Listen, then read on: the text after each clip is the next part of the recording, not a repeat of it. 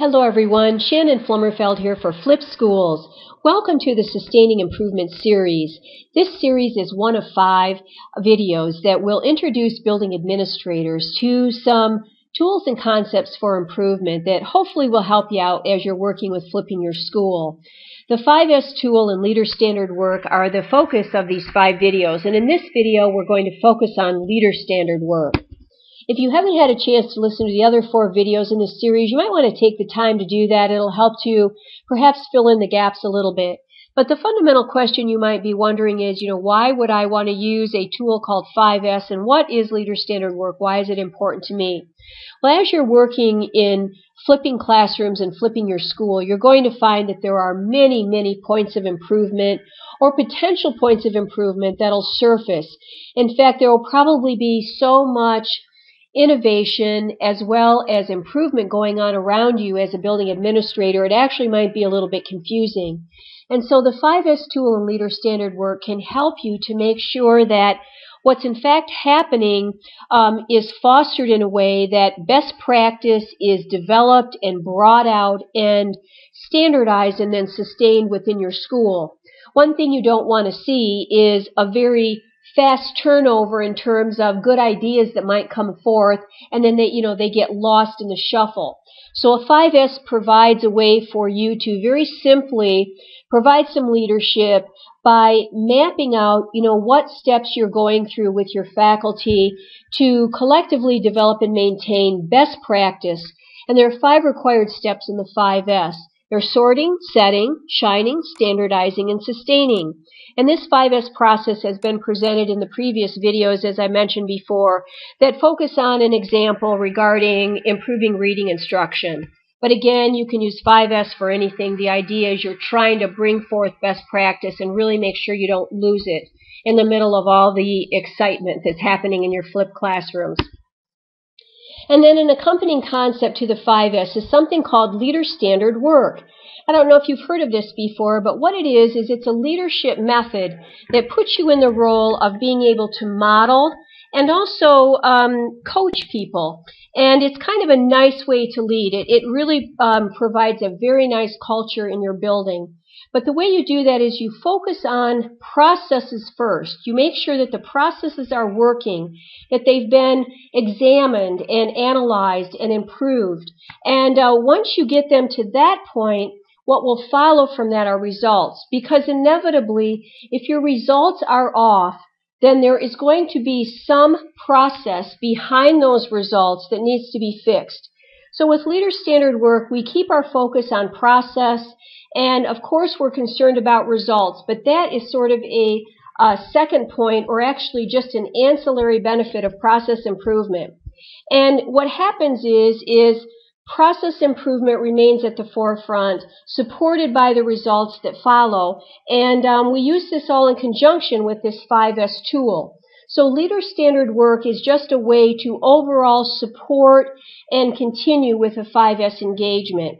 And fundamentally, an example of this would be, let's say that you've gone through the 5S process, and now you're going to use leader standard work to demonstrate that you have a long-term commitment to sustaining reading instruction improvement. And in order to do this, there are several things that can happen.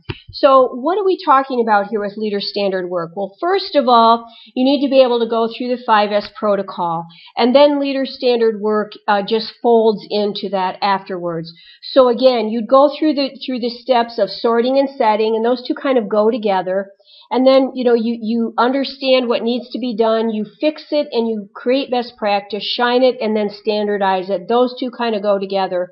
And then lastly, you get into sustaining best practice.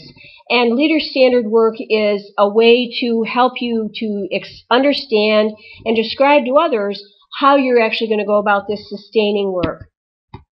So what you're looking for in leader standard work are the following things. Again, a focus on process first, results second. So you're looking around, you're doing a lot of observing, and you're looking for the following things. Do you have structures in place that actually enable value-added work? So for instance, you might say, it's really important that faculty collaborate. But if there is a structure in terms of the way that time or schedules are built or assignments are given that prohibits that collaboration, then you need to take a look at that and see, can I create a structure that actually enables value-added work to happen in my building? The second concept here is that people are the engagers of value-added work. In leader-standard work, you don't have to think about yourself as thinking up everything and figuring out all the improvements. It doesn't happen that way. Instead, think about yourself as the coach or the facilitator of process improvement, and you actually let people serve as the engagers of value-added work. So, people will put their hands and arms and hearts around what the problems are. They'll identify and solve those problems. Let them be engagers, and you facilitate that process. The other thing is to take a look around you. There are some really positive internal forces and resources that you have in your building.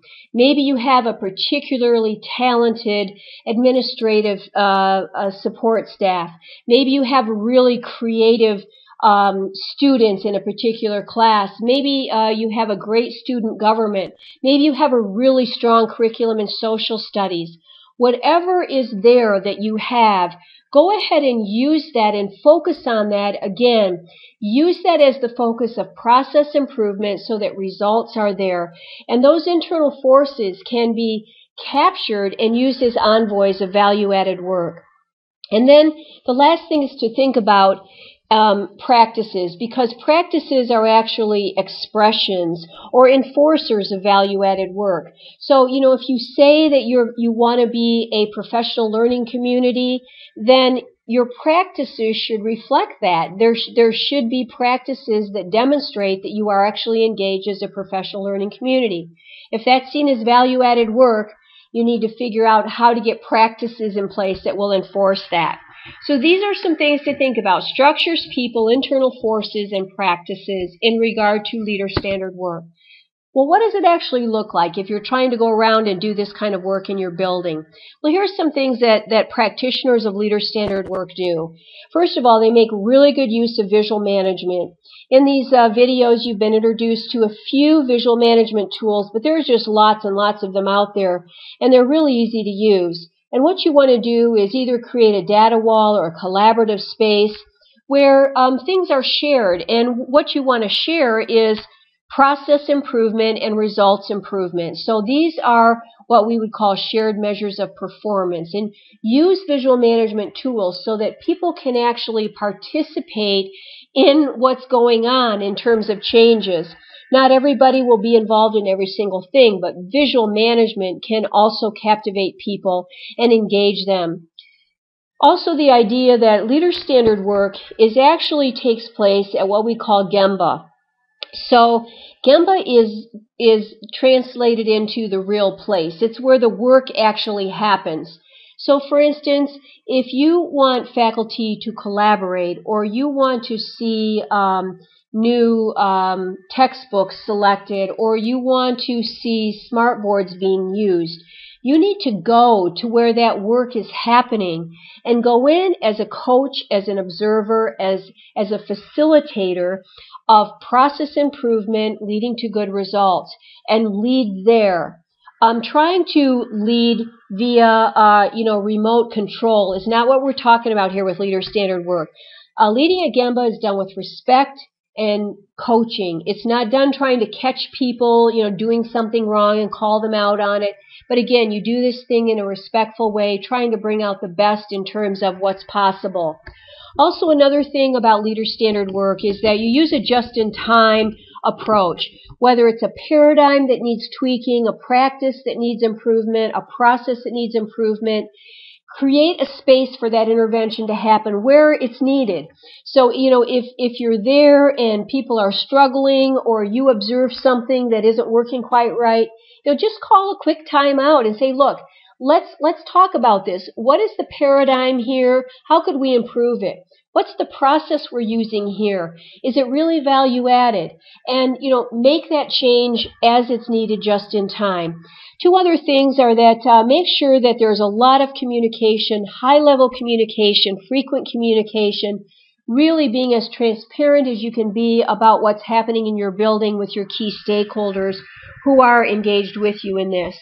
And also the other thing that leader standard work practitioners do is that they make sure that they are not creating silos within their schools. They actually are working to minimize competition and maximize collaboration so that you can get to this level of high-performing cross-functional teams where, people are very comfortable in terms of understanding the work that's going on that maybe they aren't particularly experts in or even get paid to do, but they still are a part of what's happening. And so these are some strategies that people engaged in leader standard work use, and they find that they're really helpful. Again, what we're trying to do here is take the best of the best practice, bring it forward, foster it so that you can really grab onto it and deeply understand it in your buildings in order to sustain that best practice. And leader standard work is one way to help you to do that. So if you have any more information that you're interested in or have some questions, you can go to the Flip Institute website. We have lots of resources there regarding flipping and improvement. Go to theflipinstitute.com and it'll get you there. Thanks for listening, and I hope you enjoyed the video.